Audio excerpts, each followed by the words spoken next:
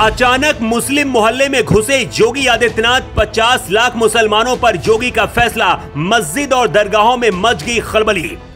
योगी की ताकत को देखकर मोदी शाह हिल गए। यूपी में योगी आदित्यनाथ का भयानक प्लान, टारगेट में एक साथ 50 लाख मुसलमान।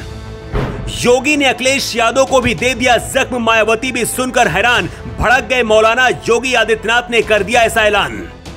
ऐसा क्या हुआ कि योगी आदित्यनाथ मुस्लिम मोहल्ले में पहुंच गए? योगी के दिमाग में ऐसा क्या चल रहा है कि मुस्लिम मोहल्ले में जाकर ऐसा बयान दे दिया कि यूपी की दरगाहों और मस्जिदों में खलबली मच गई?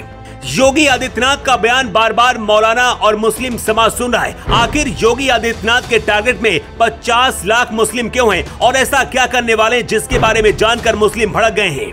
इस रिपोर्ट में इन दोनों सवालों के जवाब हम आपको देने जा रहे हैं। सबसे पहले आपको बताते हैं कि आखिर योगी आदित्यनाथ मुस्लिम मोहल्ले में अचानक घुसकर क्या करने पहुंचे। उसके बाद 50 लाख मुस्लिम क्यों योगी के टारगेट में है वो भी बताएंगे। योगी आदित्यनाथ कानपुर के जिस सीसमऊ विधानसभा में गरज रहे थे, वहां सबसे ज्यादा मुस्लिम आबादी है। सिर्फ मुस्लिम आबादी यहां पर 42% से ज्यादा है। यही वजह कि पिछले 22 साल से आज तक यहां पर बीजेपी नहीं जीत पाई।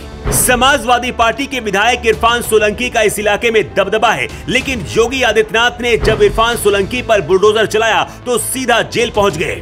यहाँ ज्यादातर मुस्लिम बीजेपी और योगी के नाम से भी नफरत करते हैं, लेकिन मुस्लिम इलाके में घुसकर जब योगी आदित्यनाथ ने ऐलान किया और सपा और अखिलेश यादव के धागे खोलने शुरू किए तो खलबली मच गई।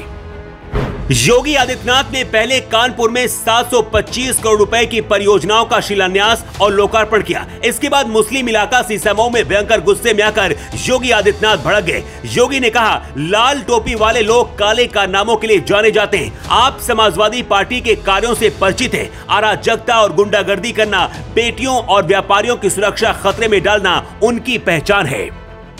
योगी आदित्यनाथ ने 3 जून 2022 के उस काले दिन को भी याद किया जब कानपुर में राष्ट्रपति रामनाथ कोविंद और मोदी थे और कुछ कट्टरपंथी कानपुर को सुलगाने में लग गए थे। जुमे की नमाज के नाम पर कट्टरपंथियों ने बवाल मचाया था। उस दौरान हालातों को संभालने के लिए योगी आदित्यनाथ ने अपने सबसे काबिल अफसरों में से एक भूरी आंखों वाले अजय पाल शर्मा को मैदान में उतारा था। ऐसा भी आरोप है कि कानपुर दंगे को भड़काने में इरफान सोलंकी का हाथ है। इस घटना के बाद योगी के पुलिस ने कानपुर दंगे के आरोपियों की फोटो चौराहे पर लटका दी थी। इस वक्त भी 59 उपद्रवी जेल के अंदर बंद हैं और सपा नेता इरफान सोलंकी भी जेल में है।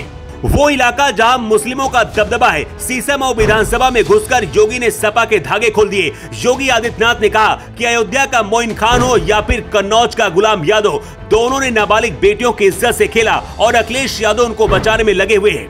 योगी आदित्यनाथ ने कहा कि किसी भी अपराधी को नहीं छोड़ा जाएगा।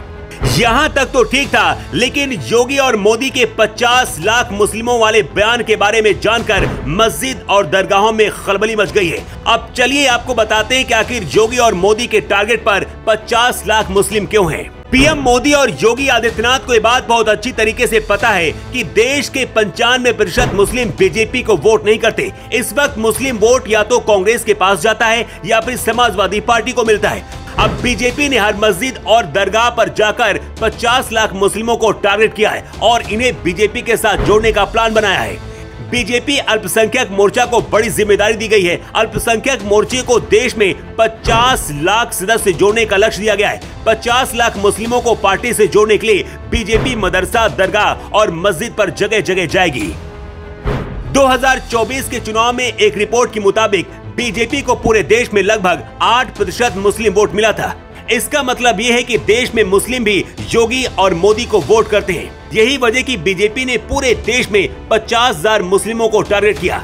इसका सबसे ज्यादा फायदा यूपी में देखने को मिल सकता है, क्योंकि 2 साल बाद यूपी में विधानसभा चुनाव है। बीजेपी के ऐलान के बाद मस्जिद और दरगाहों में खलबली मच गई है। मौलाना भी भड़क गए हैं। कुछ मौलानाओं का कहना है कि बीजेपी मुस्लिमों का पक्ष नहीं लेती है। सपा और इंडिया गठबंधन भी बौखला गए हैं कि बीजेपी अपने इस प्लान से कहीं मुस्लिमों को अपने पक्ष में करने में कामयाब न हो जाए। खबर तो ये भी है कि दरगाहों और मस्जिदों में मीटिंग शुरू हो गई है कि बीजेपी के सदस्यता अभियान में न जुड़ा जाए। हो सकता है कि बहुत जल्दी फतवा भी जारी हो जाए।